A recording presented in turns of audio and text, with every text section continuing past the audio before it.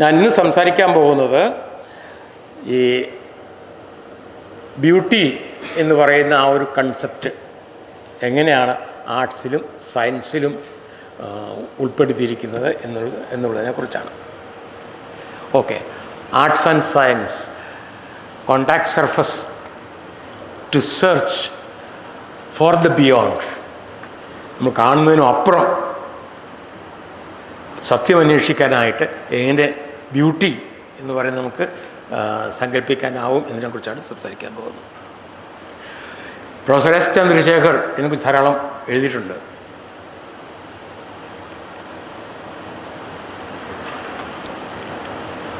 ഇതൊരു ഉപനിഷത്തിലുള്ളൊരു കഥയാണ്.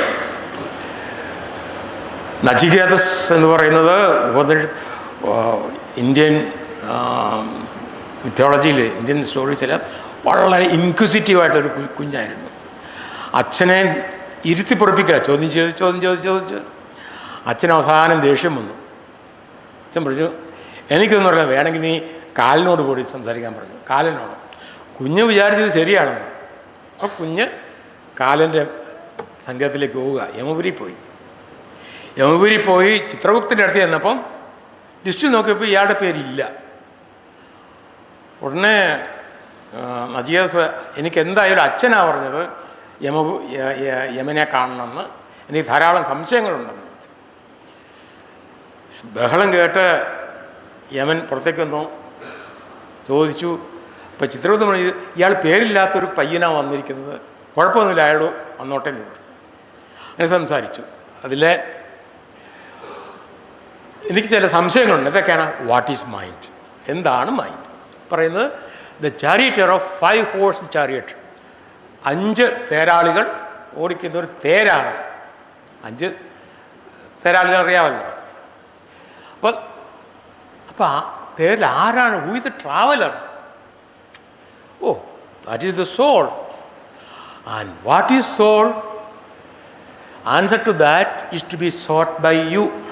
He says, even Devas do not know what is soul, because Devas came after the creation of the universe, and they even do not know what is soul. So you have to find out yourself.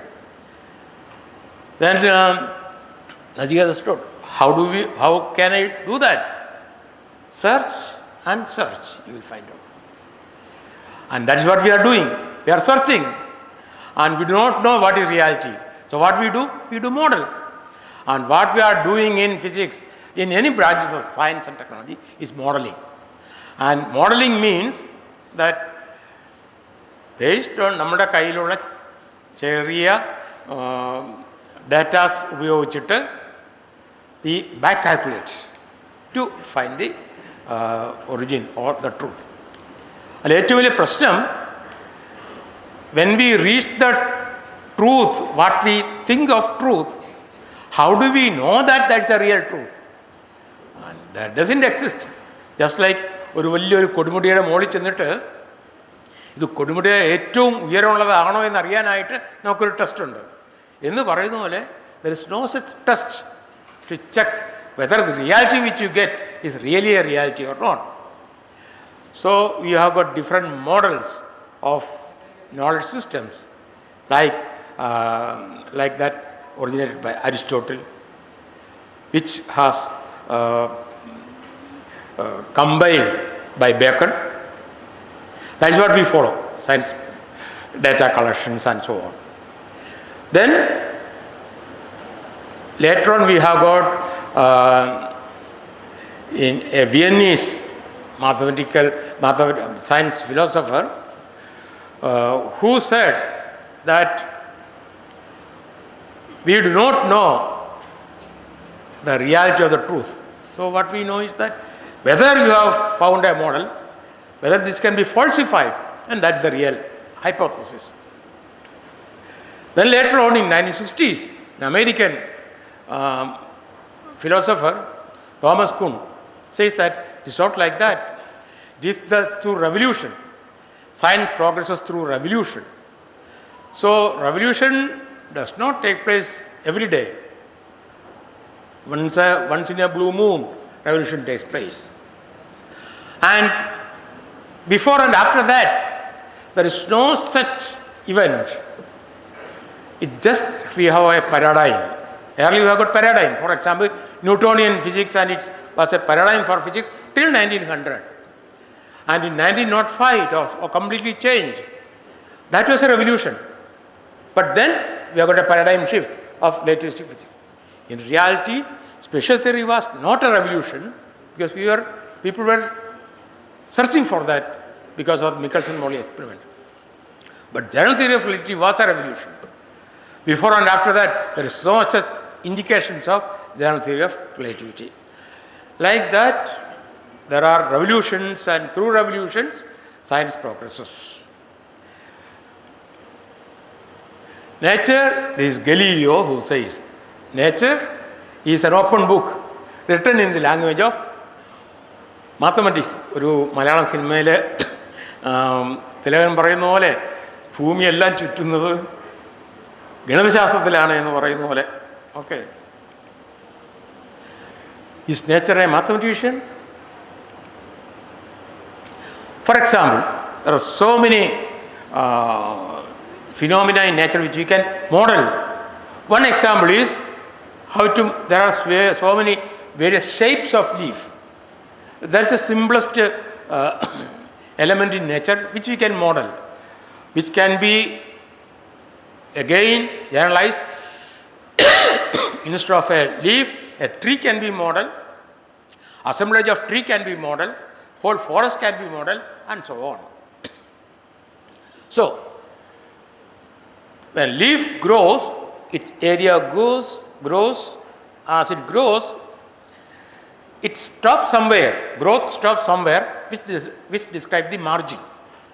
So, the margin contains cells, dictates what is the stage of the growth.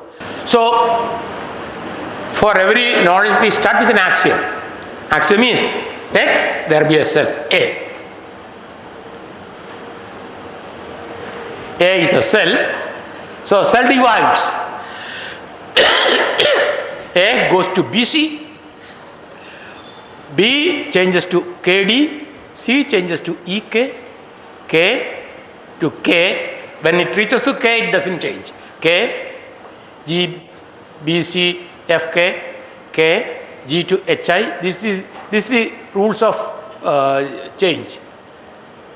Once it reaches a particular stage, there exists some assemblage of cells in which beginning and the end can be separated into K. So, KD, EK, KG, BC, FK, KD, EK. This is just writing a book. The sentences, words are formed by alphabets. Sentences are formed by assemblage of words, and assemblage of words are formed to sentence, sentence to paragraph, paragraph to article, article to volumes, like that. So, like that, we have KD, EK. This is the first stage, second stage. Like that, it becomes more and more complicated. So, once it reaches the point of K, then the growth stops there. So, this is that example. See, that K is a kink. The growth is stopped, and other part is growing. Like this, first stage, second stage, third stage, leaves grows. And this is one of the famous shapes of the leaves which we find in nature.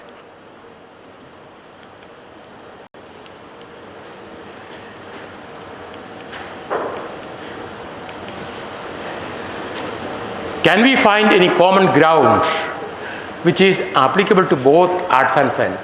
സയൻസിനും ആർട്സിനും ഒരുമിച്ച് സംസാരിക്കാവുന്ന, take and give and take പറ്റുന്ന എന്തെങ്കിലും സാധ്യതയുണ്ടോ?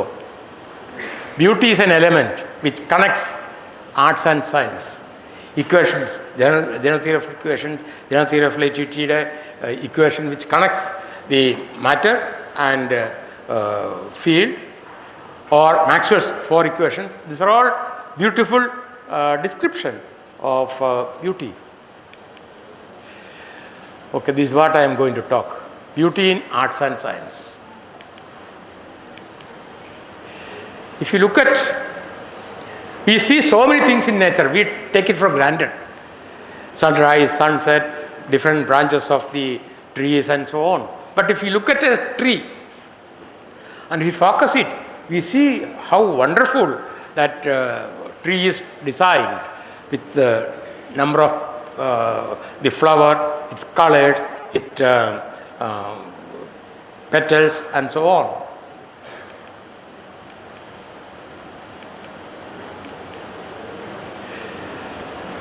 In the origin, in the beginning there was knowledge, and knowledge has separated into two branches, two, philosophy and science combined together, and arts. That is why even today we what PhD, right? Philosophy, right? Degree in philosophy, even if for science or arts, anything, right? In arts, if we look at the ultimate reality, and if we are far away from the reality, there is a wide difference between the branches of knowledge, art, science, mysticism. As we come nearer and nearer to the center, their separation becomes smaller and smaller and smaller, and at the end they fuse at the center. That means whether a poet or a novelist or an artist or a scientist, they all have a common factor. They are in search of knowledge, in search of truth in different ways. There are so many examples, like that of Dostoevsky's The Letter from the Underground. That was the story which made Freud to develop his own theory of psychology, and later on the dialogue between Pauli and Adler, Pauli and Jung, gave rise to another branches of psychology and so on. To cite an example, there is a Vincent van Gogh, it's a 19th century Dutch painter, impressionist painter. His method of painting was a different style of contemporary artist. It is known as impressionism. How the external world is impressing him, and that is made by a particular different distributions of strokes of brush.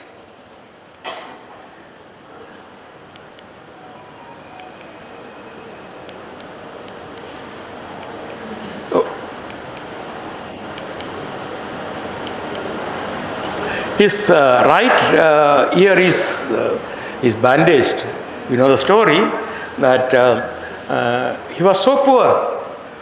He was supported by his brother Theo, and a movie is there, Dear Theo. There is a movie on Van Gogh, and he did not have any money to purchase a gift for his girlfriend, and then he remembered his girlfriend told, "Your ears are very beautiful."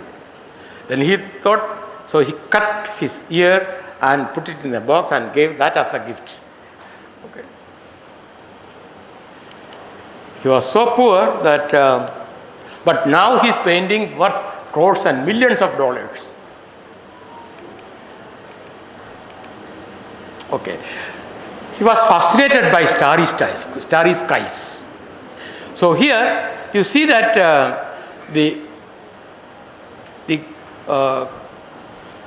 what this brush strokes represent his mental state, and on the top corner he has painted a particular stellar structure, and in one of the Hubble telescope, NASA discovered same type of constellations, and it is named as Van Gogh constellation. And also the later on the variations of the brush strokes has been mathematically modeled. It was found that exactly same as that of the Kolmogorov equation for turbulence. And it came as a cover page for one of the Physics Today magazine. This is another cypress and wheat field. See that how turbulent his mind representing the sky. This is another one, wheat field and the crows. You see, this is a wheat field, crows are flying, and there is a path which suddenly stops here. Next day he committed suicide. This is the last painting. This now fetches about millions of dollars, this painting. This is a scientifically true representation of turbulence.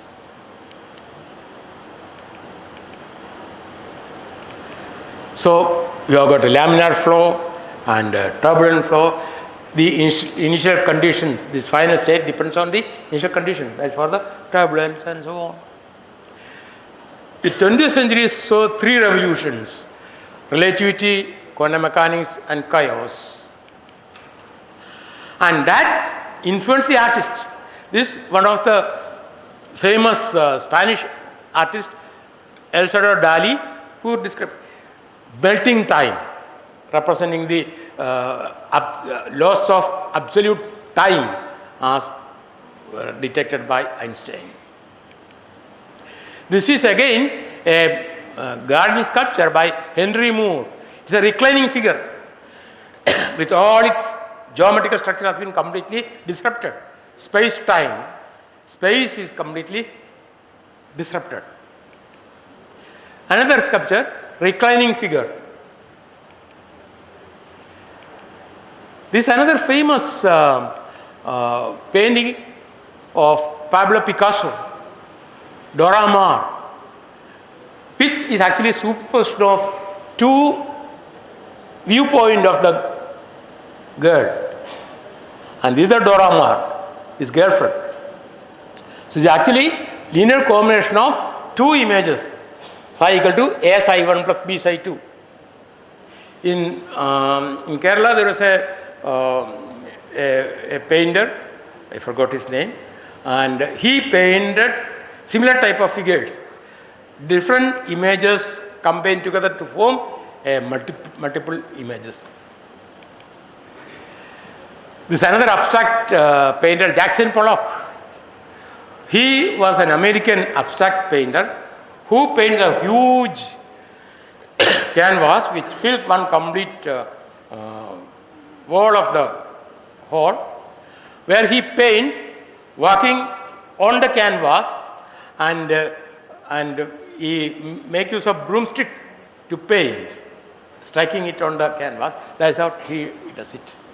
See, and then once it hang, then the paint drips through gravitational force, and canvas is rough. So they mix and form a different color mixture, and that's what you see here. Can we find a common ground which is applicable to both arts and science? So this beauty, this is what I am going to talk about. See, whenever you are actually pause some time to see a flower, see this here, you see a flower, and see how the petals are distributed, how it central portions which is again distributed, which forms a seed. See that? This is a sunflower.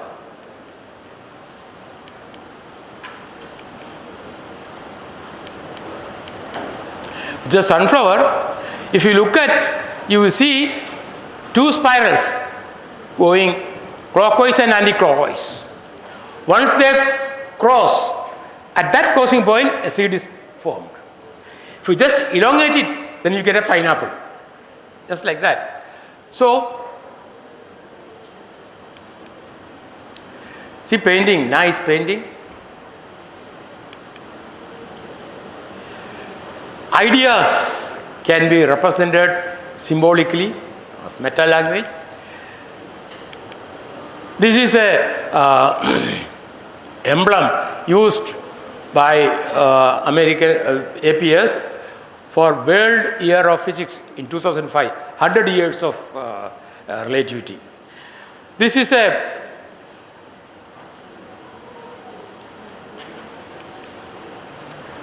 light cone which represents the in theory of relativity, and the distance traveled by light, s squared is c squared t squared, s is plus or minus ct, so t is plus or minus 1 by c into s. So you have if you take space along x-axis and time on the y-axis, then you see that at t equal to 0, plus is equal to minus. So this is a present, and greater than that a future, this is a past. Present actually is a concept, doesn't exist, because as soon as you think of present, it changes to past. So it's a point. So if there is a light source at the past, you are moving away from the past. So Doppler shift, make it redshift, and you move towards the future. So a source becomes bluish. So you got a blue shift, red shift, and this was designed by a high graduate student of Princeton, and which fetched the highest prize of the Physical Society. C.V. Raman, the face of nature as presented was infinitely varied, but those who love her ever beautiful and interesting. The blue of the sky, glories of sunrise. We have got everything in front of us, but only thing is so familiar that we don't bother about that. But if you think for one moment, then you will see so many important concepts and theorems. Henry Poinger, why do we study? Scientist does not study nature because it is useful. He studies it because he takes pleasure in it. And he takes pleasure in it because it is beautiful. If nature were not beautiful, it would not be worth knowing it, and life would not be worth living. It is not for getting a salary or good job. It is for pleasure. Again, C.V. Raman, the man of science observes what nature offers with eye of understanding, but her beauties are not lost on him for that reason. More truly, it can be said that understanding refines our vision and heightens our appreciation of what is striking and beautiful. When a botanist plucks out the petals of a flower, he is not destroying the beauty. He understands the real science behind that, and that makes his understanding more and more clear. This famous painter, Bengali painter, Jabini Roy, is mother and child. The problem is when you see an abstract painting, you do not know where to look. Right. So for that, each painter has got a secret. In this case, there is a toy at the top right. So you focus on the toy, then it directly goes to the eye of the mother, to the child. So you don't have to bother the other part, and that shows the closeness of the mother and child. This another, there are 32 paintings on Madhuri by M. of Hussain. For M. of Hussain, Madhuri is a ideal figure of beauty. So this is one of his paintings, Madhuri and Tendulkar. And so the Bindi is the focal point. Once you focus at the Bindi point, then you have the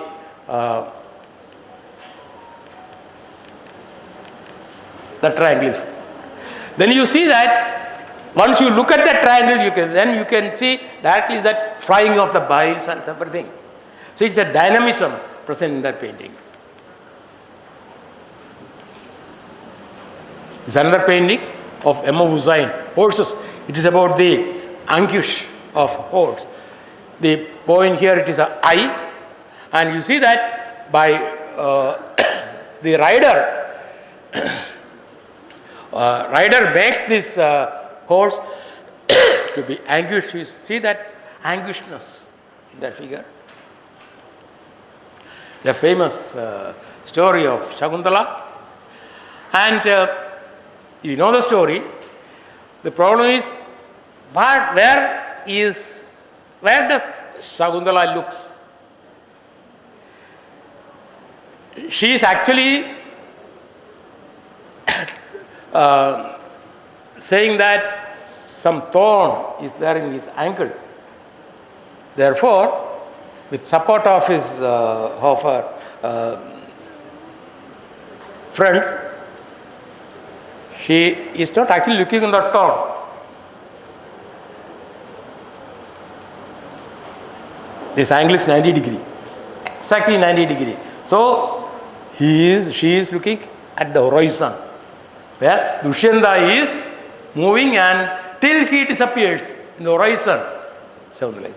Neither acute angle or obtuse angle, just 90 degree. This is a painting by a French painter, Alice Bonner, on on dancing Shiva. So there are minor focal points and a central focal point. This describes the dynamism of dancing Shiva. Watson, famous mathematician who wrote so many things on, so many volumes on Ramanujan, such formula gives me a thrill which is indistinguishable from the thrill which I feel when I enter the Museum of Medici. Medici is the mentor of Michelangelo, and see before me the austere beauty of day and night sculpted by Michelangelo on the Milano Medici. This was Boltzmann on Maxwell. Once we read the kinetic theory of gases of Maxwell, Boltzmann says,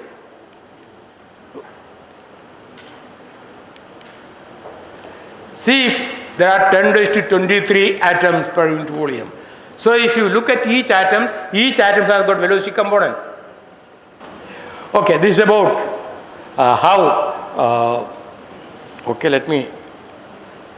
this is an Escher painting, the angels and devils. If there is no angel, there is no devil. There is no devil, there is no angel. There is no night if there is no day. No day if there is no night. So both are needed for the concept. It's Escher's painting. Symmetry is the language of beauty. Symmetry is a common thread which unifies diverse fields. Its language is mathematics and vector is physics. C.V. Raman again on geometry. With one crystal alumina, by doping different dopants of minute quantity, we give a range of colors. So symmetry is for aesthetic appeal, balancing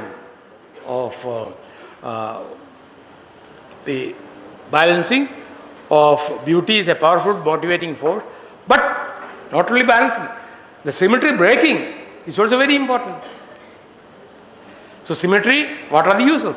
Aesthetic appeal, utilitarian purpose, stability in architecture, conservation laws, minimum energy and material waste.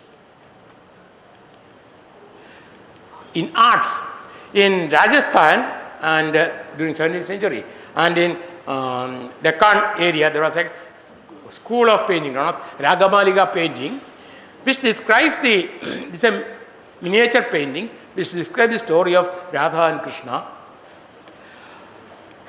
This is not Ragamaliga painting, where this is one painting, this is another painting, where the color distributions, if you look at color distribution, when you look at this painting, those who knows classical music, immediately classical music will come to your mind.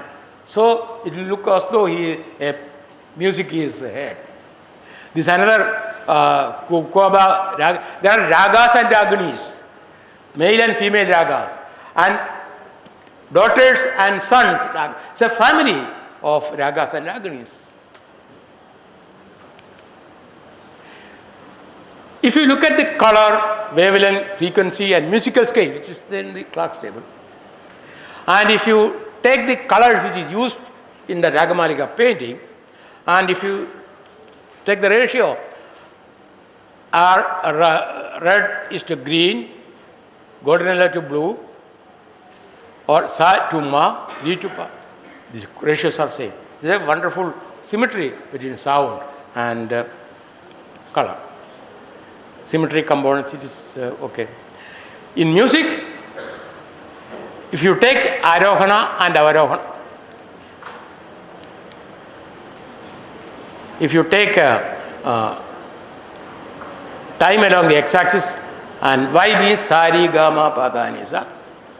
So sari gama padanisa, sani dhapa magarisa. Refraction symmetry. It's a reflection. Or it goes up and comes down. All the 7 swaras are there. There are 62 such ragas in Carnatic music, known as Melakarta ragas, in which all the 7 swaras are present. From 62 Melakarta ragas, by changing positions or stress of removing some varnas, you will get different ragas, known as Janya ragas. For example, Padurali is a famous Melakarta raga. Sari gama pa dha ni sa ni dha pa magari sa. Deva Manohari is a Janya raga. This does not show such a symmetry because some swaras has been added or removed. This Purva Kalyani, Yamuna Kalyani, even though it is a Janya raga, it is a perfect symmetry. Dakshinamurti was a famous, is fond of Karagara Priya, Raga and Karagara Priya. Uttara Swayamvara, all those, most of his music are of Karagara Priya.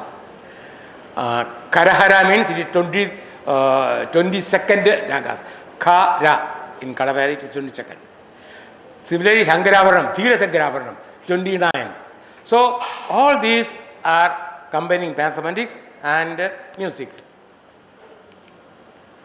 This is about a war between one famous uncle and nephew in Malayalam literature, Keralavarma Valiyoi and A.R. Rajaraja Varma. Keralavarma Koithambiran wants perfect structure like Didiyakshara Prasam, Mandi Prasam and everything. But nephew A.R. said there is no need of that. Then uncle said, you are arguing like that because you do not know creating such a poetry. Taking a challenge, he wrote so many poetries like a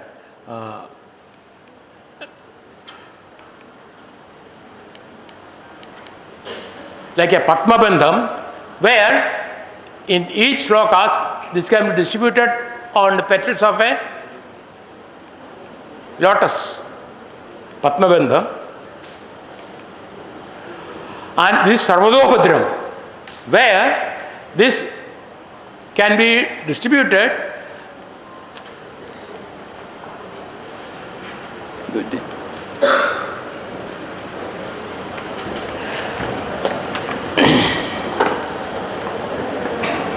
Okay. And the words, letters can be distributed along the rows. Ramadasa, see? Ramadasa, Ramadasa, diagonal or dog bottoms like that. So this is Sarvadobhadram. This is a Saint Philomena Church, Mysore, perfect reflection symmetry. This is a cathedral in Russia in which there is no reflection symmetry because Tsar wanted a decorated tower but his wife did not want it. So the architect made both. So it is a destruction of the symmetry. Again, perfectly symmetric statue of Buddha.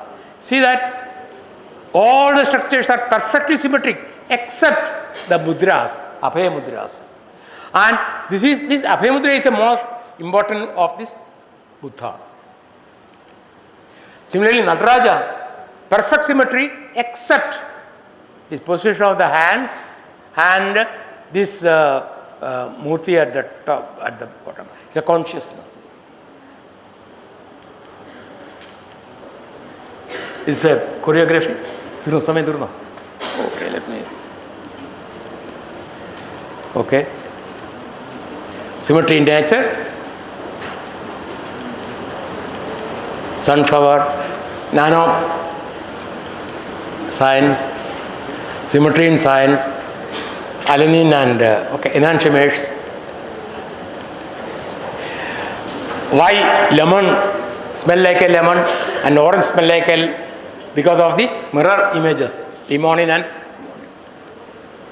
so in our nostril there are a type of cell receptors which shake hands with such a, that's how it smells like that. Okay, symmetric reaction, which got Nobel Prize in 2001. Once you synthesize a chemical, then you can have a catalyst to make a particular kind of symmetry. Okay, I will stop it here. With the symmetries for famous Noether's theorem in classical mechanics. Corresponding to symmetry element, there will be a corresponding conserved quantity.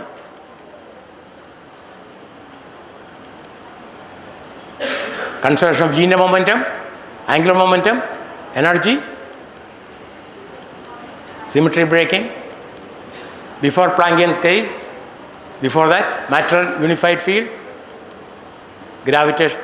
The present is matter gravitation strong field and electroweak field. This is the present. So that now electric field and magnetic field are combined together. So you can have electric motor. But in future they are separate out. And that's the end of the word. Thank you.